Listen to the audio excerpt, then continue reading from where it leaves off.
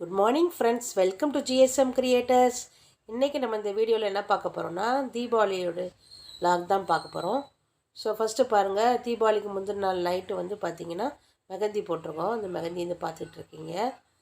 So பாருங்கள், அடுத்த நாள் மார்னிங் பார்த்திங்கன்னா அவ்வளோ சூப்பராகிடுச்சு பாருங்கள்.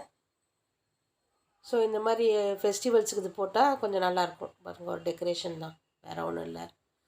அதுக்கப்புறம் பார்த்திங்கன்னா ஏர்லி மார்னிங் எழுந்திரிச்சு நான் வந்து இது ரவா பணியாரம் செய்ய ஆரம்பிச்சிட்டேன். அதில் பார்த்திங்கன்னா ரவா முந்தின நாள் நைட்டே ஊற வச்சுட்டேன்.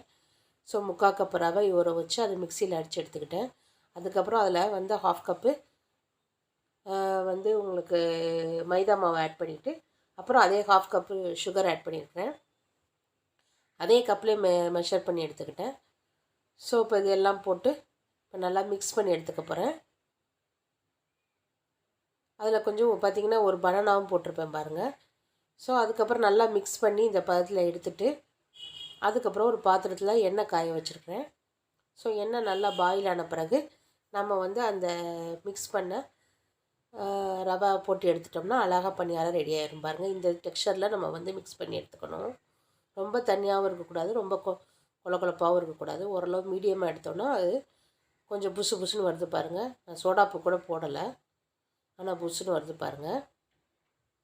ஸோ இதில் நான் வந்து ஒன்லி 3 இன்க்ரீடியன்ஸாக யூஸ் பண்ணியிருக்கேன். ரவை, மைதா, சுகரு, அப்புறம் ஒரே ஒரு சின்ன பனானா, சின்ன சைஸ் பனானா, அவ்வளோதான் நான் ஆட் பண்ணேன் இன்க்ரீடியன்ஸு. ஸோ இது பார்த்திங்கன்னா நல்லா டேஸ்ட்டாக இருக்கும். குழந்தைங்களாம் நல்லா விரும்பி சாப்பிடுவாங்க. எங்கள் குழந்தைங்களுக்கு இது ரொம்ப பிடிக்கும். ஸோ ஈஸியாகவும் மேக் பண்ணிடலாம். முதல் நாள் நைட்டே வந்து நம்ம வந்து ரவையை ஊற வச்சு ஃப்ரிட்ஜில் வச்சிட வேண்டியதுதான். ஸோ ஃப்ரீசரில் வைக்கக்கூடாது, நார்மலாக வச்சிட்டோன்னா அதுக்கப்புறம் பார்த்திங்கன்னா நம்ம வந்து மைதாவை மார்னிங் வந்து ஆட் பண்ணிக்கலாம். ஸோ பாருங்கள், நல்லா கிறிஸ்பியாக பாருங்கள் வெந்துருச்சு. இதை இப்போ பரட்டி போட்டு நம்ம எடுத்துக்க வேண்டியதான். கிறிஸ்பியாகவும் இருக்கும், வெளியில் பார்த்தா கிறிஸ்பியாக இருக்கும், உள்ளே பார்த்திங்கன்னா சாஃப்டாக இருக்கும். அதுக்கப்புறம் அப்படியே நான் வந்து மட்டன் கிரேவி செய்ய ஆரம்பிச்சிட்டேன், இட்லிக்கு சைட் டிஷ்ஷாக. ஸோ அதான் நீங்கள் பார்த்துட்ருக்கீங்க. இதில் பார்த்திங்கன்னா நான் வந்து ஸ்பைசஸும் கார்டமன் எல்லாம் எடுத்துக்கிறேன். ஸோ அதில் வந்துட்டு ஜிஞ்சர் கார்லிக் பேஸ்ட் அரைச்சி எடுத்துக்கிறேன். மட்டனை வேக வச்சு எடுத்துக்கிறேன்.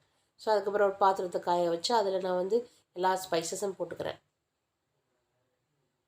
ஸோ 2 பட்டை, 2 ஏலக்காய், அப்புறம் வந்து கருவேப்பிலை, மல்லி எல்லாத்தையும் ஆட் பண்ணிக்கிறேன். ஸோ இது கூட நான் ஆனியன் போட்டுக்கிறேன்.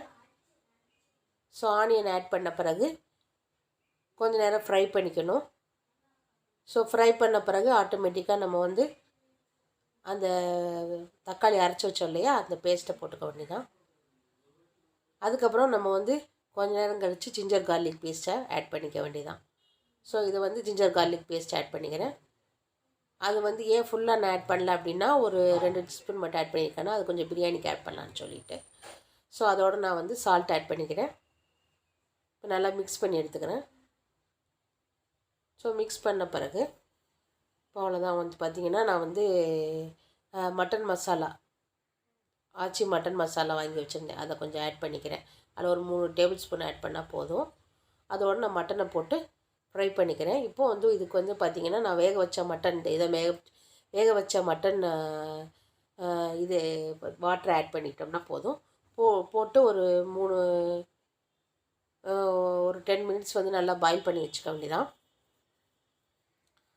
ஸோ பாயில் பண்ணிவிட்டு அதுக்கப்புறம் பார்த்திங்கன்னா நம்ம வந்து ஒரு 10 மினிட்ஸ் ரெடி ஆகிரும் பாருங்கள். இதை நான் எல்லாம் ரெடி பண்ணி வச்ச பலகாரம்.